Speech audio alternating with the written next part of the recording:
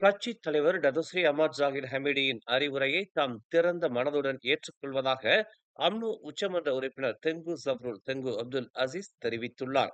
கட்சியில் தாம் வகிக்கும் பதவி தொடர்பில் அவசரப்பட்டு எந்த ஒரு முடிவையும் எடுத்துவிட வேண்டாம் என்று தெங்கு ஜப்ருலுக்கு அஹ்மத் ஜாகிர் முன்னதாக அறிவுரைத்திருந்தார்.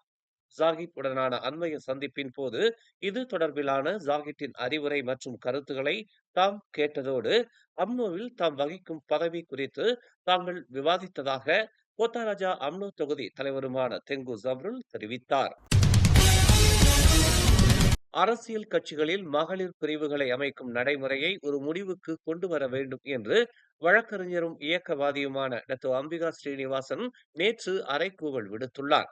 பெண்களுக்கென தனியாக பிரிவுகளை அமைப்பது கட்சியின் தலைமைத்துவத்தில் ஆண்களின் ஆதிக்கத்தை மேலோங்க செய்யவே உதவும் என்று மாண்டரி எனும் அரசு சாரா இயக்கம் ஒன்றின் ஏற்பாட்டில் நடைபெற்ற பொது ஆய்வரங்கில் உரையாற்றிய போது அம்பிகா ஸ்ரீனிவாசன் இதனை குறிப்பிட்டார். பெண்களை தனியாக ஒரு பிரிவில் சேர்த்த மறுகணமே ஆண்கள்தான் ஆதிக்கம் செலுத்த தொடங்குகின்றனர் எனும் பேச்சு எழுகிறது.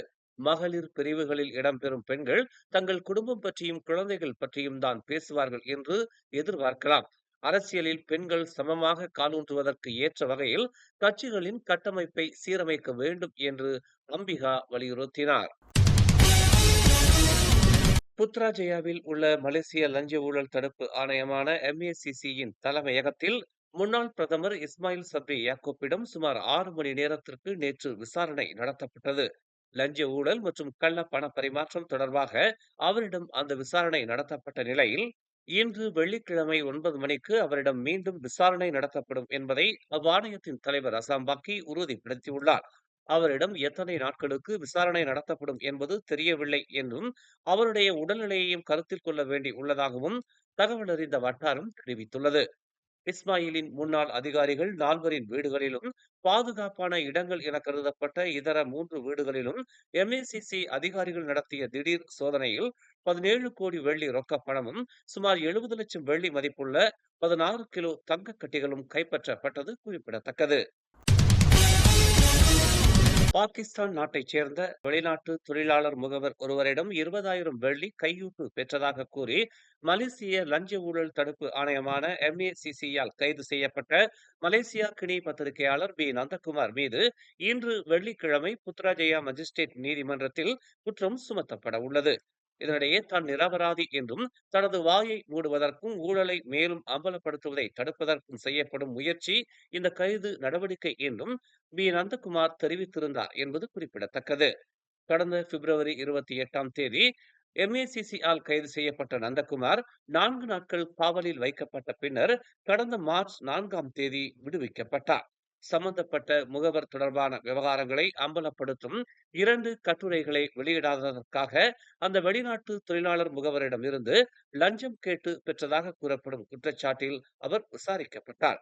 கைது செய்யப்படுவதற்கு முன்னதாக வெளிநாட்டு தொழிலாளர் முகவரிடம் இருந்து 1 லட்சம் வெள்ளி லஞ்சம் கேட்டதாகவும் அது பின்னர் 20,000ஆக பேரம் பேசப்பட்டு குறைக்கப்பட்டு அதை பெற்றுக்கொள்ளும் வேளையில் கையும் களவுமாக நந்தகுமார் பிடிபட்டார் என்றும் MACC தலைமை ஆணையர் அசாம்பாக்கி தெரிவித்திருந்தார்.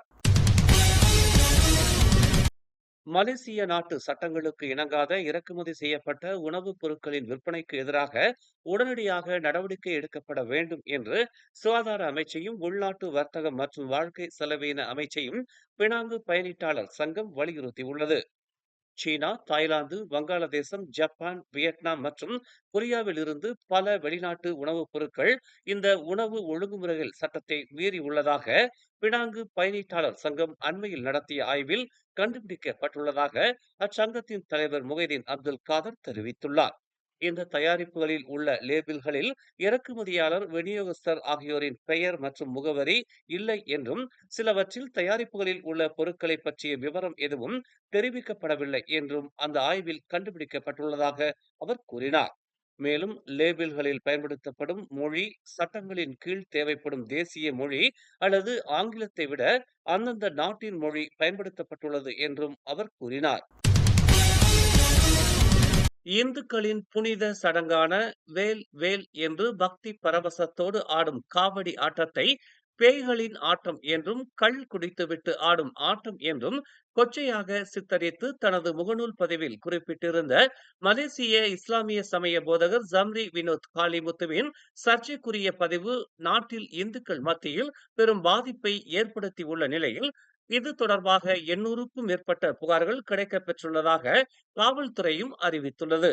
இதனை அடுத்து ஜம்ரியின் அந்த சர்ச்சை கருத்துக்கு தற்போது வரை தொடர்ந்து கண்டனங்களும் எதிர்ப்பு குரல்களும் வலுத்து வரும் நிலையில் கருப்பு வெள்ளை காலகட்டத்தில் வெளிவந்த திரைப்படமான சாரதா திரைப்படத்தில் நடிகர் SSR மற்றும் விஜயகுமாரி நடித்திருக்கும் ஒரு காட்சியில் முருகப்பெருமான் கையில் வைத்திருக்கும் வேலின் தத்துவத்தை பற்றி விளக்குவது போன்ற வசனம் இடம்பெற்றுள்ளது.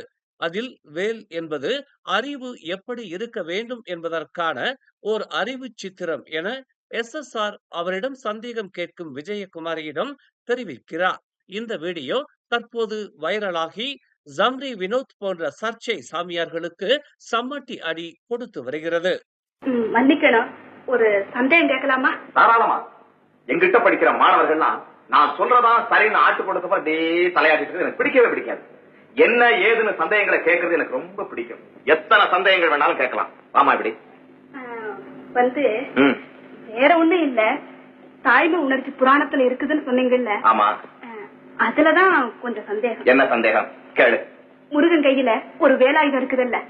ஆமா. அந்த வேலாயுதத்துக்கு பேரு சக்தி வேல், வீரவேல், ஞானவேல்னு பக்தர்கள் அவங்க மனோபாவத்துக்கு தகுந்த மாதிரி மாத்தி வச்சுட்டாங்க. அதெல்லாம் சரி, அந்த வேலாயுதத்தை முருகன் கையில கொடுத்தது பார்வதின்னு புராணம் சொல்லுது. பார்வதி முருகனுக்கு தாய் தானுங்களே? ஆமா. சகிப்பு தன்மையையும் பழிவாங்காத குணத்தையும் போதிக்க கூடியதல்லவா தாய்மை உணர்ச்சி? சொல்லு சொல்லு. அப்படி இருக்கும்போது பழிவாங்க உணர்வை தூண்டக்கூடிய வேலாயுதத்தை தாயே குழந்தைக்கு கொடுத்த புராணத்துல தாய்மை உணர்ச்சி இருக்குங்கிறத எப்படி ஒப்புக்கொள்ள முடியும்?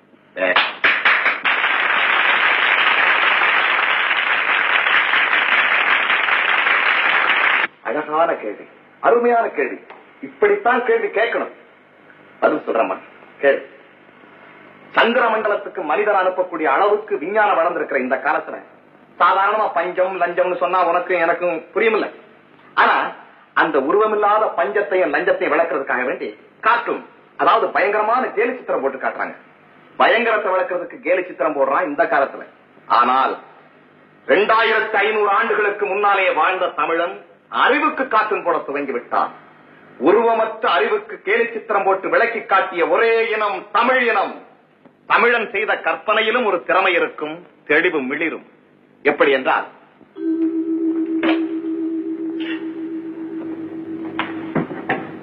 இப்படி வாமா.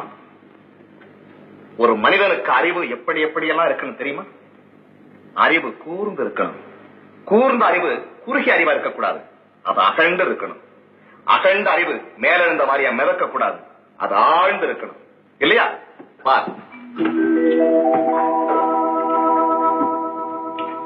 அறிவு கூர்ந்து அகழ்ந்து ஆழ்ந்து இருக்கு. இல்லையா? உருவமற்ற அறிவுக்கு தமிழன் போட்டு காட்டிய காற்றும் தான் வேல், அது ஆயுதம் அல்ல. ரொம்ப பிரமாதம், ரொம்ப பிரமாதம் சம்பந்தம், ரொம்ப பிரமாதம். மேலும் செய்திகளை தெரிந்து கொள்ள தமிழ் மலர் நாளிதழை பாருங்கள். உடனுக்குடன் செய்திகளை தெரிந்து கொள்ள தமிழ் மலர் இணையதளம், தமிழ் மலர் செயலி மற்றும் மலர் டிவி யூடியூப் சேனலை வலம் வாருங்கள். எங்களோடு இணைந்திருக்க மலர் டிவியை பதிவு செய்து கொள்ளுங்கள். உறவுகள் மகிழ்ந்திட விருப்பம் மற்றும் பகிர்வு சேவையை சொடுக்கிடுங்கள்.